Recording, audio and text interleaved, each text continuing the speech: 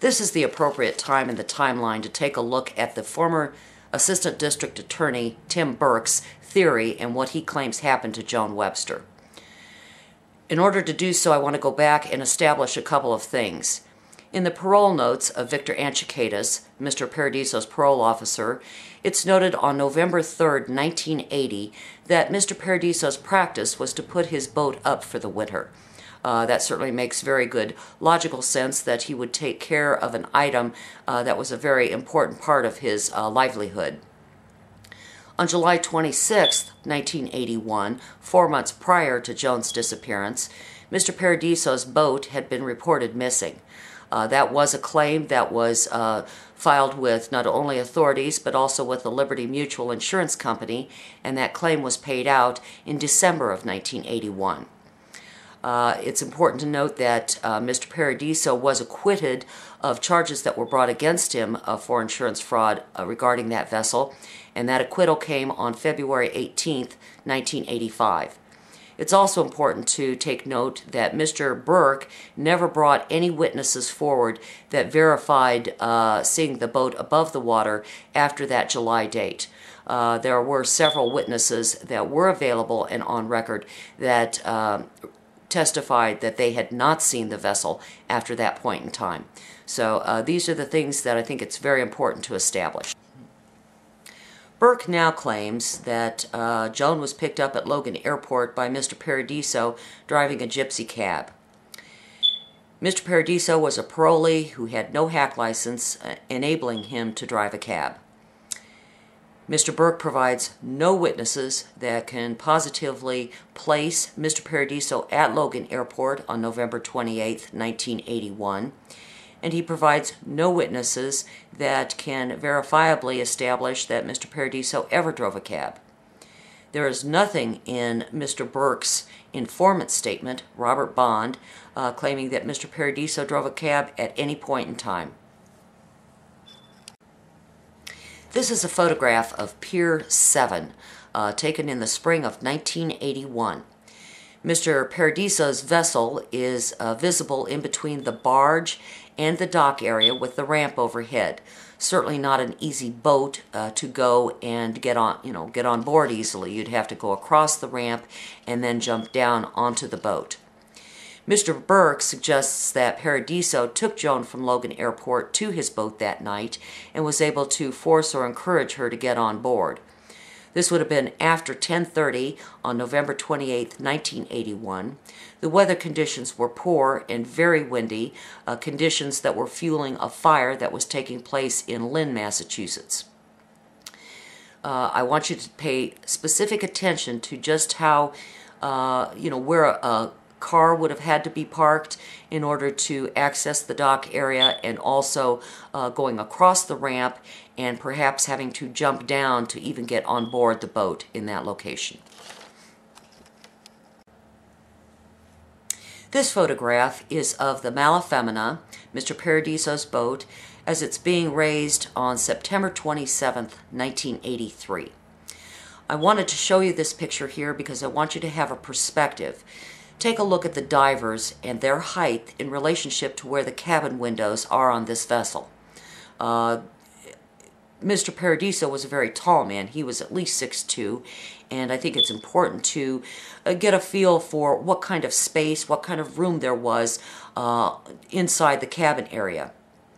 The next photograph is of the cabin area, where you can clearly see liquor bottles up on the shelf. These were photographs that Mr. Paradiso had posted in his Charles Street jail cell, something that the informant Robert Bond would have been able to see.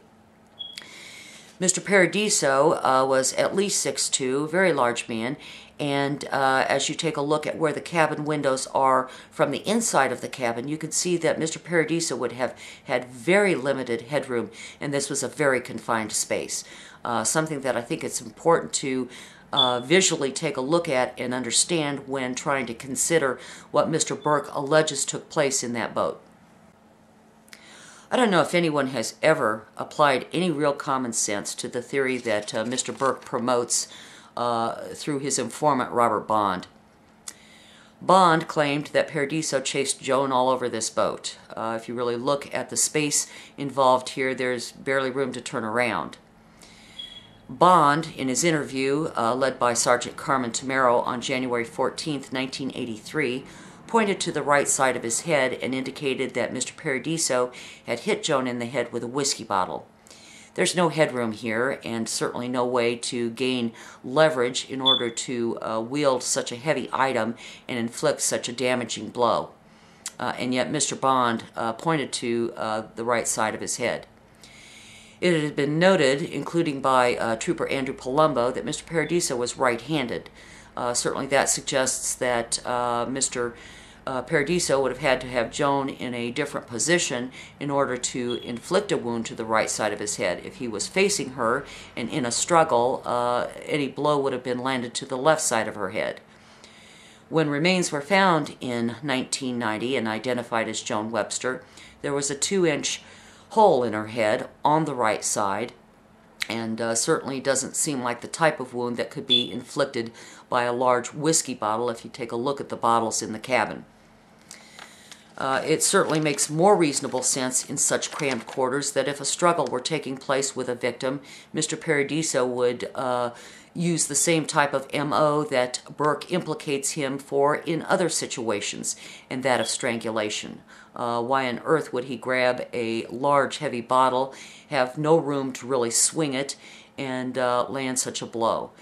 These are situations that really seem to be almost physically impossible, or at least highly improbable. The next thing that Mr. Burke wants us to believe through his informant Robert Bond is that after inflicting a blow to Joan's head with a whiskey bottle, that Mr. Paradiso then committed the act of rape. That would require him moving this bloody body and then committing an act of rape. That's the MO that Mr. Burke tries to suggest in all of the things that he's implicating Mr. Paradiso on. And if you go back to the Marie Iannuzzi murder, he tries to bring forward rape there as the motive, and he is trying to do so here in Joan's case as well. In going back and taking a look at the Marie Iannuzzi case, there was no physical evidence, nothing to suggest that Mr. Paradiso had committed an act of rape, nothing that suggested he had any sexual contact with Marie Iannuzzi whatsoever. And when remains were found in 1990 of Joan Webster, certainly they had decomposed greatly, but there was nothing that could have been determined to suggest that a rape took place in this case either. The informant Robert Bond's statement goes on to state that, or allege that Mr. Paradiso then took Joan's bloody body way out into the ocean and dumped her body overboard. This was information that was being leaked to the press after the January 14, 1983 interview, and being leaked by Sergeant Carmen Tamero, who was the interviewer, and Trooper Andrew Palombo, certainly investigators involved in these cases. There was information that came to light, certainly before the Iannuzzi trial, that it was not possible that this boat could have been taken out. When the boat was raised on September the 27th, 1983, Trooper Andrew Palombo requested a marine inspection of the vessel. That report was provided to Stephen Brochi of the FBI and indicated that the rudder on the boat had been broken. This report inspection and report were made on October 3rd and 12th of 1983, so they knew well in advance that this boat was not seaworthy. But that was the storyline that was followed even after they had this information. Warrants that were presented to the court continued to maintain that Mr. Paradiso had taken his vessel way out to sea and dumped Joan's body overboard into the ocean.